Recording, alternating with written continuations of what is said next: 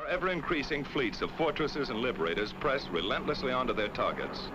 Whenever attacked, they defended themselves with legendary gallantry and effectiveness. If a missed rendezvous or other misadventure, due usually to blinding weather, prevented fighter protection somewhere, they suffered heavy losses. But no American fighter ever failed them because of enemy odds, however great. Never was a mission turned back by enemy action. Our bomber and fighter losses, though strikingly less than the enemy's, were heavy. But the home front sent us more bombers and fighters, and more well-trained pilots, and our fleets grew mightier by the month. But the enemy first-line operational strength was maintained also. The great air battle of Europe was still undecided. In February 1944, there was a sudden change. Our fighters were ordered to range wider, even at some risk to the bombers, to seek the enemy instead of waiting for him, and above all, to follow him to his destruction. A gigantic fighter battle raged across the European skies with victories by our fighters alone of 60, 85, over 100 destroyed each day. The fight came down from almost invisible heights to the final decision, perhaps only a few feet above the ground. Enemy warplanes of every kind and in fantastic numbers were splashed all over the landscape of northwestern Germany and occupied Holland, Belgium, France.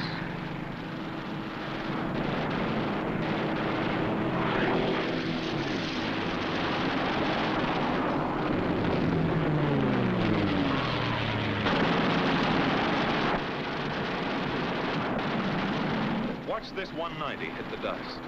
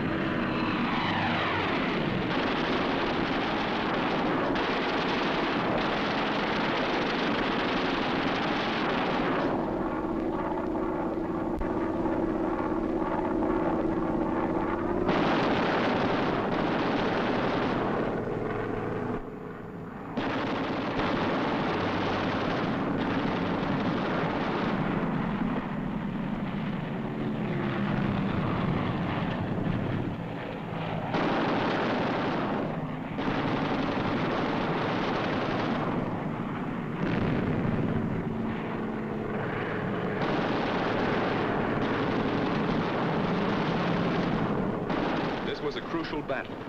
Both sides aware of the coming events and air domination itself at stake. Once again, a better cause, better planning and leadership, better equipment, and beyond everything else, the know-how valor of our fighter pilots gave us victory. Only this time it was decisive. So many of his aircraft exploded over his own forests and housetops, or were driven, flaming wrecks, into the ground. So many of his famous fighter leaders met death at the hands of some grimly determined boy from Illinois, or Wyoming, or wherever, that his morale was shattered. His defense plan was smashed. The Luftwaffe cried, enough.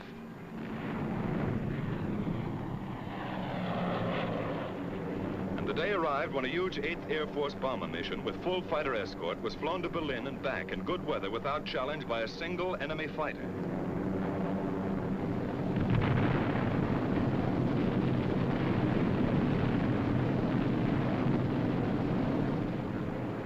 Quickly now, our long-range escort fighters seized their opportunity. Since the enemy did not come up to fight, down they went to blast his planes to pieces and burn them on his own aerodromes all over Western Europe in the very heart of Germany. It was the most savage and devastating fighter ground attack on record. Returning from unchallenged escort duty and on many special missions, they burned his aircraft by hundreds, harried him from one airfield to another, forced on him a degree of dispersal ruinous to his efficiency. His frequently intense light flak, sheets of machine gun fire from flak towers and ground installation caused losses, heavy ones. 4 times as many as the same number of fighters would sustain in aerial combat. These are the films of the victors, and they do not show the cost. But our fighters never flinched, and by their fine courage facing destruction in single-engine